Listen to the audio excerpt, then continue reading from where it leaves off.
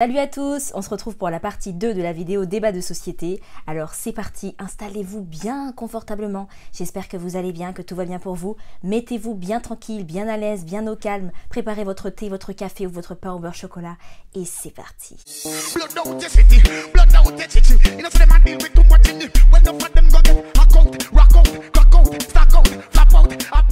Alors, pour ou contre les événements en non-mixité? Alors là, il y a des personnes qui n'ont pas compris cette question.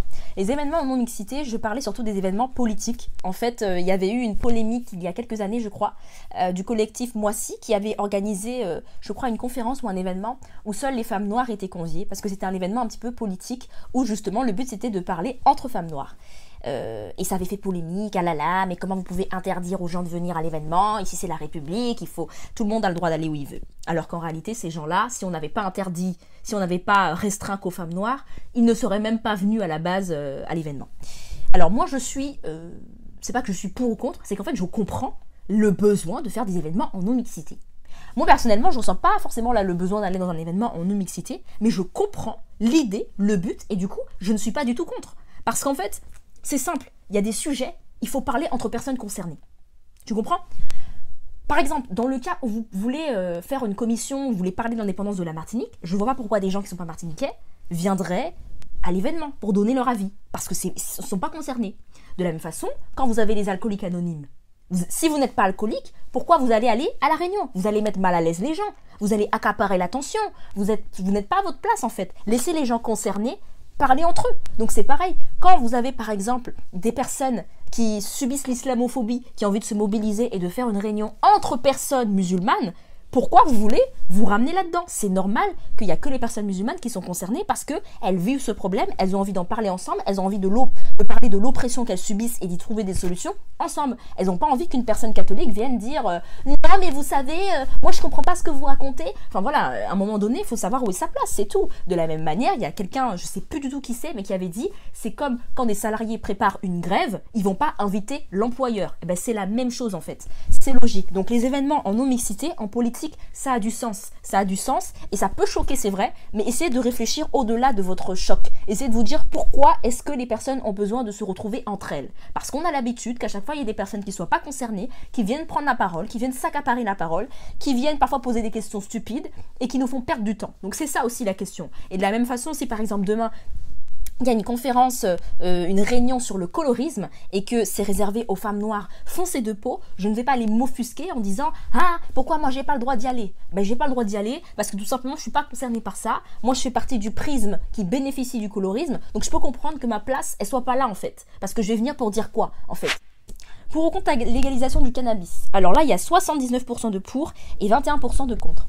Alors moi, je suis pour la dépénalisation. Par contre, au niveau de la légalisation, moi, je me base plutôt du point de vue du trafiquant plutôt que du consommateur. De toute façon, le consommateur, il ne risque pas énorme. Mais c'est plutôt au niveau du trafiquant. Les gens qui vendent de la drogue, ils ne vendent pas de la drogue parce qu'ils aiment bien vendre de la drogue. Ils vendent de la drogue parce que ça rapporte de l'argent. Il y a deux types de personnes qui vendent de la drogue. Il y a les personnes qui vendent de la drogue parce qu'elles ont besoin d'argent, donc elles commencent comme ça, elles vont dealer. Et il y a des personnes qui vendent de la drogue parce qu'elles aiment le train de vie, c'est-à-dire qu'elles veulent gagner beaucoup d'argent. C'est plus pour survivre, mais c'est pour avoir un certain train de vie. Donc là, il y a une grosse différence. Et le truc, c'est que dans les deux cas, ces deux personnes-là, elles vont continuer. Elles vont continuer à trouver un moyen d'avoir cet argent.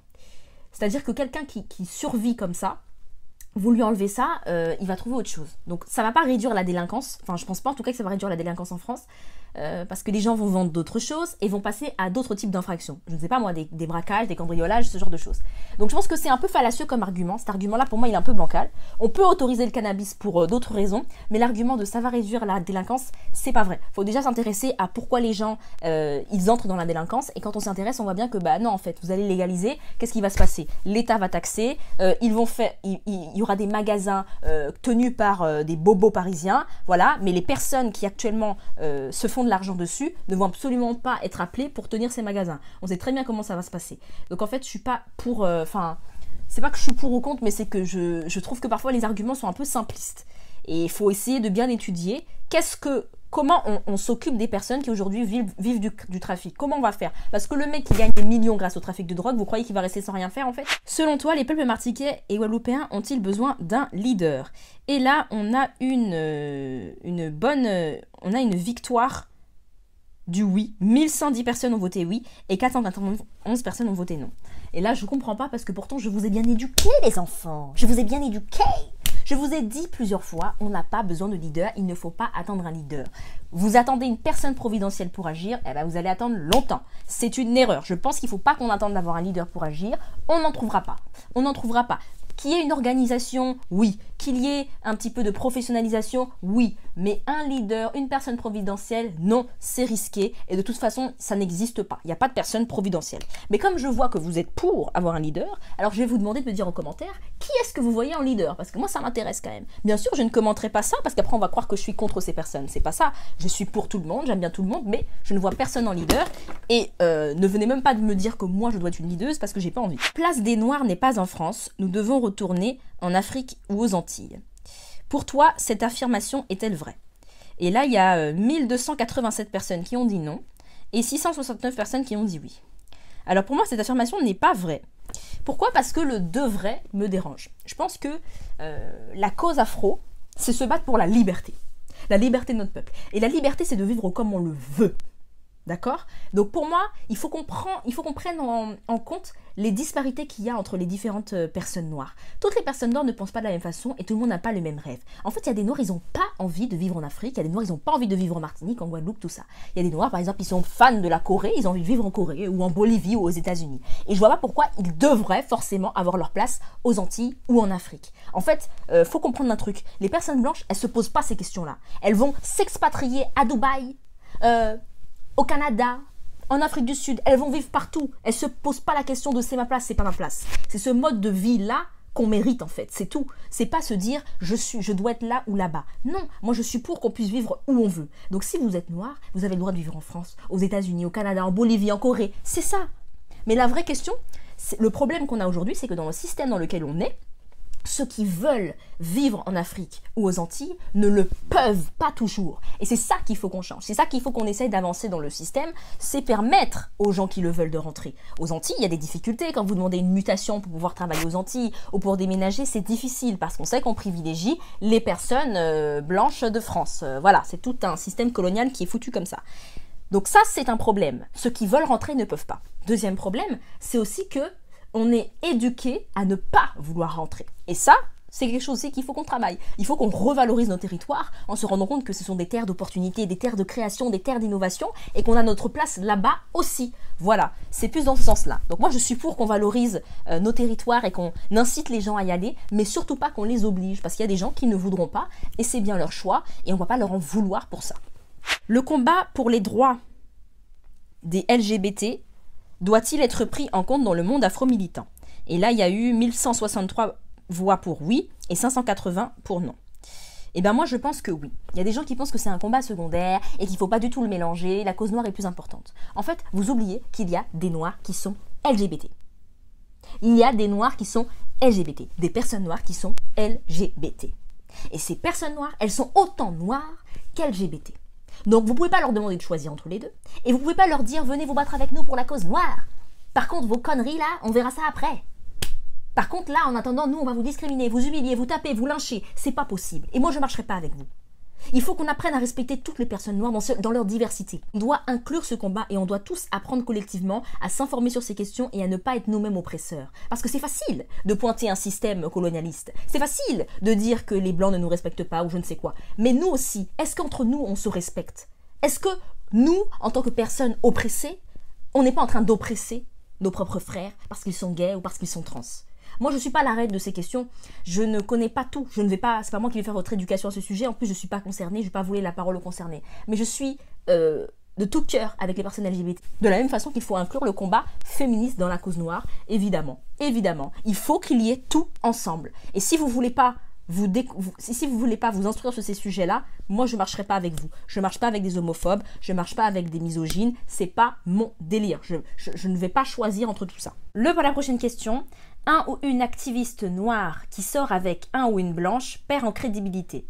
Et là, il y a eu 516 personnes qui ont dit que oui, elle perd en crédibilité, contre 1523 qui ont dit que non, elle ne perd pas en crédibilité. Alors, mon avis est assez mitigé sur cette question. Par principe, je dirais que non. Ce n'est pas parce que vous êtes activiste noir, que vous vous battez pour la cause noire, que vous devez obligatoirement avoir un noir dans votre vie ou une noire dans votre vie. Voilà, l'amour n'a pas de couleur. Parfois, on tombe amoureux d'un arabe ou d'un blanc ou d'un asiatique, peu importe. Ça, c'est le principe. Cependant, je pense que c'est humain pour une population qui voit un activiste ou une activiste qui, toute sa vie, va promouvoir la cause noire et va intégrer par exemple le fait de s'aimer les uns les autres, le fait de ne pas se dénigrer, le fait de mettre en avant les femmes noires, mettre en avant les hommes noirs, mais qui finalement fait le choix de se mettre avec une personne blanche, ça peut, donner l'air de donner des leçons aux autres qu'on n'applique pas soi-même. Donc là-dessus, c'est humain d'être un petit peu déçu dans un sens, de voir que Frantz Fanon, qui a écrit Peau noire, masque blanc, qui a écrit Pourquoi les hommes noirs préfèrent les femmes blanches, a choisi lui-même une femme blanche. On peut être déçu, surpris de voir que Senghor, qui a écrit le poème Femme nue, femme noire, a choisi une femme blanche. Alors oui, on peut être déçu quand on voit que Cheikh Anta Diop, qui est le créateur de toute une théorie, de toute une thèse sur l'Afrique, et qui est vraiment une personnalité très importante de l'histoire, ait choisi une personne blanche. On peut être un petit peu déçu en son fort intérieur. Mais cependant, il faut se rappeler que ces personnes, ces grandes personnalités, ces grandes figures noires ne nous doivent absolument rien. Il s'agit là de leur vie privée.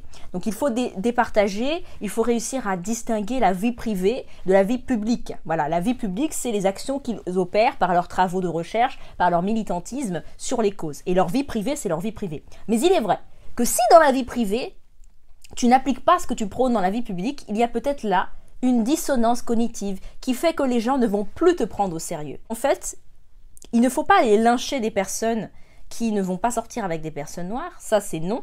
Mais en revanche, on peut peut-être analyser la question.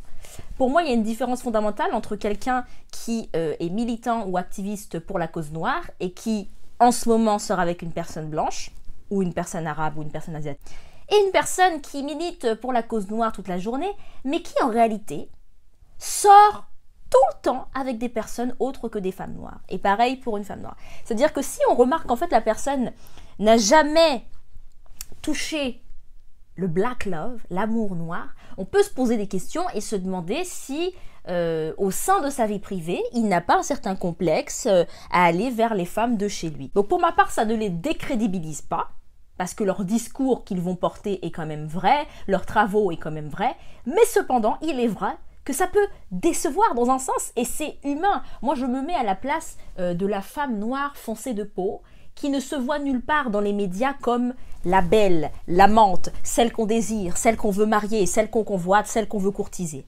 Et qui se repose sur le combat d'activistes ou de chercheurs noirs qui la mettent en valeur, qui essayent de redorer son image, de montrer qu'elles sont belles et qu'elles méritent d'être courtisées, d'être aimées, d'être chéries, et qui voient qu'en fait, en réalité, ces auteurs noirs, ces personnes noires, ne chérissent aucune femme noire. Je peux comprendre cette déception. Vous voyez, je la comprends parce que c'est humain en fait. Mais pour autant, on ne va pas aller blâmer l'activiste ou l'auteur en question et on va peut-être juste se dire, bon bah, c'est sa vie privée. Nous n'entrons pas dans cette ère-là.